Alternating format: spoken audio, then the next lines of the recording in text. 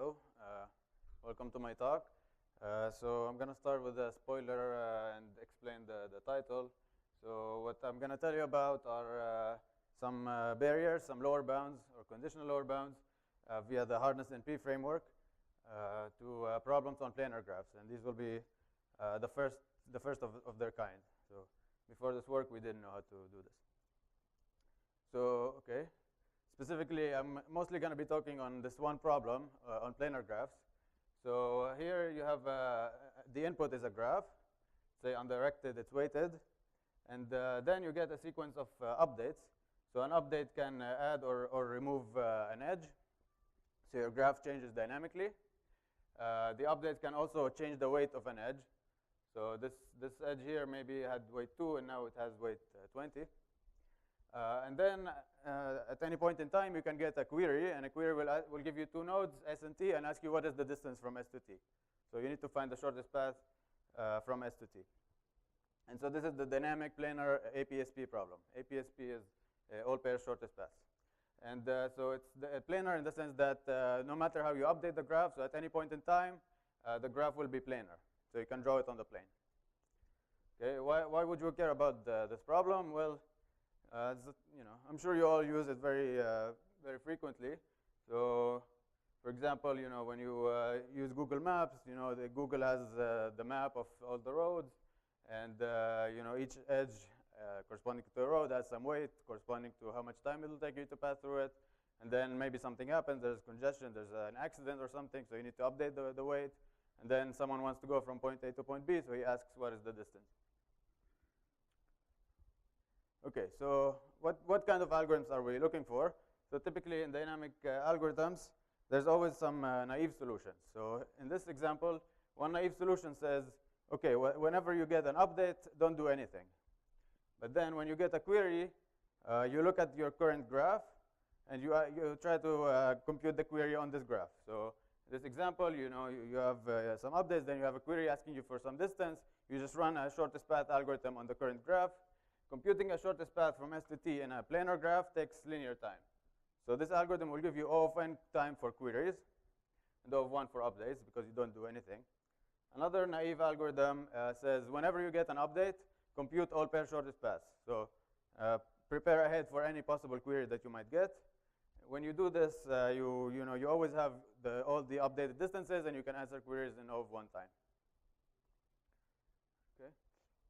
So there's been a lot of interest on this problem, trying to get better algorithms, better trade-offs. Breakthrough happened by Faktromful and Rao in a paper in which they thanks. They introduced many influential techniques to the planar graph algorithms community in this paper, and they were able to get O of n to the 2/3 times polylog n time for every update and query.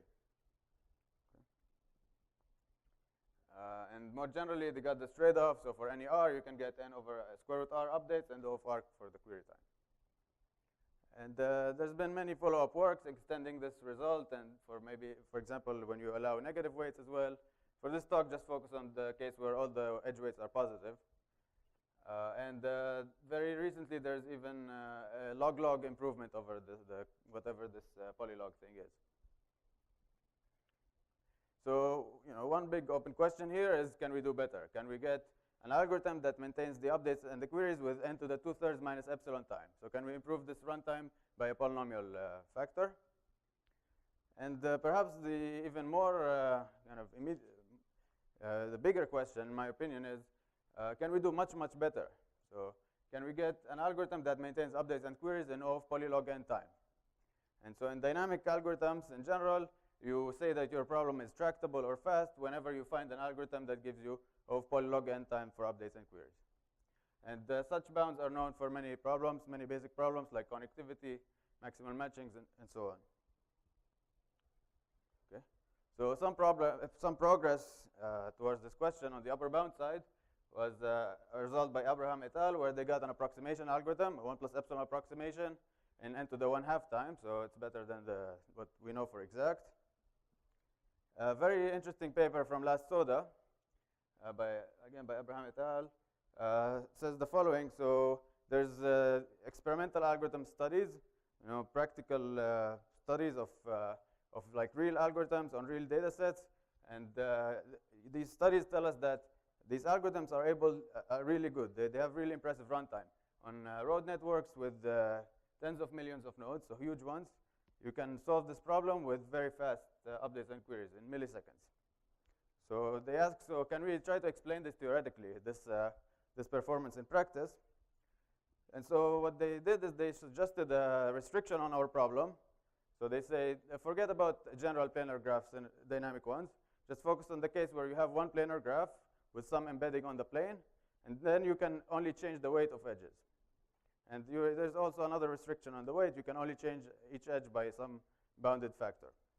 So it doesn't matter what the exact details are, but it's a very realistic model that, because, when you have a real network, you're not going to, the embedding of cities on the map is not going to change. So it's a realistic assumption. And they showed that in this model, you can get a 1 plus epsilon approximation in polylog n time per update and query. Okay. And so an immediate question is, okay, is this restriction powerful enough to give us exact answers in polylog n time? Okay, so what about lower bounds? So these were kind of upper bound results. So in the CellProbe model, you can show an unconditional lower bound of log n. But we have no idea how to prove unconditional lower bounds that are higher than that, super polylogarithmic or n to the epsilon. So of course, let's try conditional lower bounds. And so let's try to apply this hardness NP framework. So here's my one slide introduction to this approach.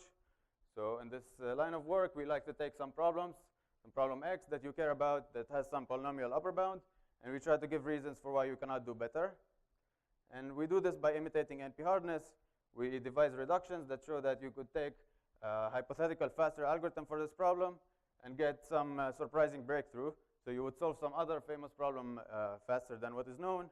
And in some cases, this would refute some well-known conjecture. And we would use this as a lower bound for the problem. So here's an example of this approach applied to a dynamic problem. So this is a result from more than 10 years ago. Rodti and Zvik show that for the dynamic APSP problem on general graphs, not planar, but general graphs, if you could maintain updates and queries faster than n squared time, so it's much higher than what we have for planar, but this is general graphs. So if you could do this problem faster than n squared, then you could solve the static APSP problem faster than n cubed.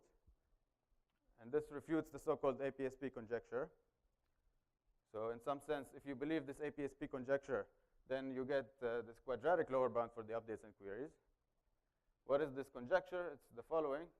So in the APSP problem, you're given, it's a problem you've heard about in the first class of algorithms in undergrad. You have a graph on n nodes, n squared edges. You want to compute all pairwise distances. And Bellman-Ford, Floyd-Warshall, these kind of stuff give you n cubed. And there's been many, many improvements, but none of them is able to achieve n to the 3 minus epsilon time. And the APSP conjecture says that this is impossible. And recent years, we see there's like an equivalence class around this problem. So if you solve it faster, if you refute the conjecture, then you get faster algorithms for many other basic and fundamental problems. Okay, so besides that one result for general APSP on general graphs, there's been other results for dynamic problems using this hardness NP framework to get interesting lower bounds. And beyond these results are for dynamic problems, but for static problems, there's even many, many more results. And what I want you to know is that in all of these graph problems, for the planar versions, we don't have any lower bounds. This is kind of bad because the vision here in this project is that whenever someone has a problem that he cares about, he doesn't know how to solve it faster, we should be able to tell him why he cannot. We should be able to classify it, give some kind of lower bound for it. And problems on planar graphs are important. So what we show in this work are some lower bounds like that. So our main result is the following. So we show that if you can solve this dynamic APSP problem on planar graphs with updates and queries faster than square root n, so n to the 1/2 minus epsilon, then you could solve the static APSP problem in subcubic time, and you refute this APSP conjecture. So this is like a square root n lower bound for the amortized update and query time that you need for this problem. So this answers this first question. It says that you probably cannot get polylog n updates and queries for dynamic planar APSP. Okay, so some remarks about the lower bound. So one very interesting thing here is that it also rules out faster algorithms for this restricted model of Abraham et al. So even when you have a fixed embedding on the plane, you just change edges by a factor of 2. You just change the weight. Even then, you cannot get exact answers with polylog n update. You still need this square root n time. So this is a nice contrast to their 1 plus epsilon approximation in polylog n time. And it even holds for grids. So it's a restricted subclass of planar graphs. So more generally, we prove a trade-off. So we show that whatever algorithm you have is going to need to have time of update times time of query to be near linear. And so in particular, if you wanted really fast queries that have n to the little of 1 runtime, you need to spend near linear time for the updates. And the lower bound is conjectured to hold for randomized algorithms because the APSP conjecture is also a conjecture about randomized algorithms. And the lower bound still holds if you can pre-process the graph in polynomial time, and then you need to support updates and queries. Okay, so this was the first result, was for weighted planar graphs. The upper bound is n to the 2/3, the lower bound is square root n. What about the unweighted case? So what if your graph has no weights? The upper bound that's known is still n to the 2/3, and we're able to give a lower bound of n to the 1/3. So it's a weaker lower bound. And it's not based on the APSP conjecture. It's based on something else, so-called online matrix vector conjecture, which is morally the unweighted version of the APSP conjecture in some sense. And of course, an immediate open question here is to close these gaps. Besides these results, we have lower bounds for other problems. For one interesting one is maximum weight matching. So again, you have a dynamic graph. It's planar. And the query asks what is the maximum weight matching. And for that, we also give a lower bound. And here, a very interesting open question in my mind is to get such lower bounds for other problems that are somewhat more basic, like reachability, so connectivity in directed graphs, and maximum matching in unweighted graphs. For these problems, we don't have, so the best upper bounds are O of n or square root n, so they're not polylog n. And we don't have any lower bounds. Okay, so in the remaining time, I want to give you some ideas of what goes into the reduction. Okay, so to prove our main result, we take APSP in static offline graphs, and we reduce it to this dynamic planar APSP problem. The reduction goes through this online distance product problem. It's the name that I invented. It's a basic problem, so let me define it. Here you're given a bipartite graph. Edges go from A to B. Each edge has a weight. It's a very non-planar graph. So you need to pre-process it, and then there's stages. At every stage you get some node C, and it comes with edges from B to C with some weights.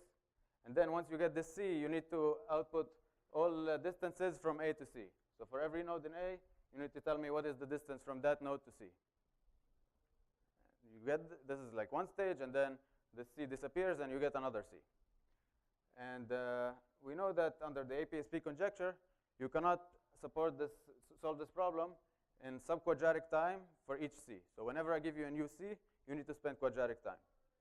And quadratic here is the trivial answer, the trivial algorithm. For every A, you go through all B's and you check what's the best one. So you spend n time for every A. So to answer to know all the distances for all A, you can do it in n squared time. Okay, so there are two reductions here. First, from the static APSP to this problem, which is really standard, and I'm sure you can reconstruct it if I give you 10 minutes. It's a very simple reduction. But the interesting part is taking this problem and making it a planar, dynamic planar APSP problem. Okay, so let me tell you about this new part. from a very, very high level, this is what the reduction is going to look like. You're given an instance of that problem, this online distance product problem, sets A and B. Then our reduction will tell you how to construct some planar graph that looks something like this. And then once you get a C, at some stage you get a node C with some edges from B to C with some weights, you're going to come to this graph and do some updates on it. So you're going to somehow do some updates that encode the new C. And then to be able to tell me what's the distance from some A to C, you're going to look at this graph, look at some pair of nodes, and ask me what is the distance there, this planar graph. And this distance will be able to tell you what was the distance in the original graph. So this is what the reduction is going to do. And we're going to be able to take a graph on n nodes for that problem and get a graph here, a planar graph on n squared nodes. And then once we get a C, we will need to spend O of n updates and queries. So if you work out what this gives a square root number of nodes lower bound that you need to spend for every update and query. Okay, so now let me give you some idea of what this planar graph looks like and how we construct it. So the first main idea that we use is some way to encode any matrix, any or bipartite graph that doesn't have to be planar at all, like this one, into some distances in a planar graph. And this is an idea we got from this paper by Gavwal, Peleg, Prentice, and Raz, where their motivation was labeling schemes. Doesn't matter if you don't know it. So let me show you what this graph looks like. Well, first of all, you can assume that all the weights here are in some polynomial range. So the largest weight is n cubed. You choose some two parameters that are much larger than that. So m is half n cubed, and k is even larger than that. And then you create this graph. So let me tell you some things about it. So first of all, you notice that for any node A, you have a column here. And for any node B, you have a row. And then if you look at AI and BJ, there's some location here where the weight of AI BJ from the original graph is encoded here somehow. Okay. And now there's these other weights that are defined in some careful way. So what is it doing? Let's zoom out a bit and just ignore these shortcuts, these diagonal edges that I'm drawing here. So if you ignore them for a second and look at the other weights. So here, all the vertical edges on the first column they have weight m. The second column they have weight 2m, and so on. So they get more and more expensive as you go to the right. And the horizontal edges, they have weight k that is fixed for all the rows. And so now, if you look at AI and BJ and ask what is the shortest path between them, this definition of edges makes sure that this is the only shortest path. It goes down and then right. If you look at any other path that does something else, it's not going to be the shortest path. So this one is not good because it uses edges to the right of what it should have used. And you don't want to zigzag to the left because you pay extra horizontal edges. Okay, and so because of this structure, when we add back these shortcuts that encode the original weight, then the shortest path is going to take this edge, and the distance will be some fixed value that depends on I and j, and then the weight of the edge we wanted. Okay, so that was their construction. How do we use it to get our reduction? So you might think of some natural approaches, like you take this, you get this new C, you stick it in somehow, and connect it with the appropriate weights. There's some problem with this. It doesn't work. It almost works, but it doesn't. And the main reason is that the shortest path will always pick the first B because the weight really depends heavily on the index. And so then we had to introduce this new idea, which basically says to cancel out the contribution from the indices, you take two copies of the graph and you glue them together somehow. And this is inspired by the grid tiling framework from parameterized complexity. And so the final construction looks like this. You have two copies. You connect them somehow with the appropriate edges. and then you get that there's a set of paths that you can look at. So for you look at AI and AI, and no matter what B you go through, all these paths have the same length. So it's like the cool thing about this construction, and then you can use it to get the reduction. Okay, so let me end with some open question. Two that I've already mentioned, so closing the gaps between n to the 2/3 and square root n for weighted and the 1/3 for unweighted. Getting any lower bound for problems we don't know, like reachability and maximal matching.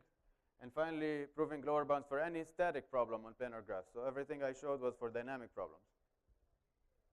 Thanks.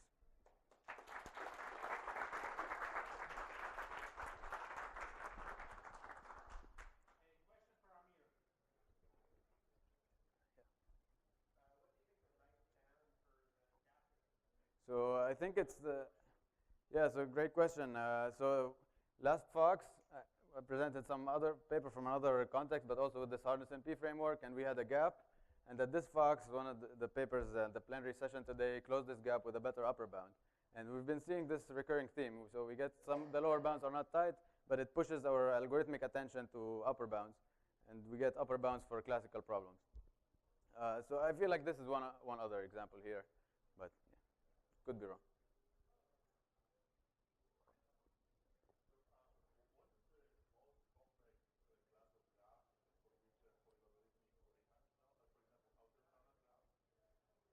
Hmm. Uh, yeah, for tree with polylog n, it's known. Uh, yeah, but I don't know what's the most complicated. Yeah.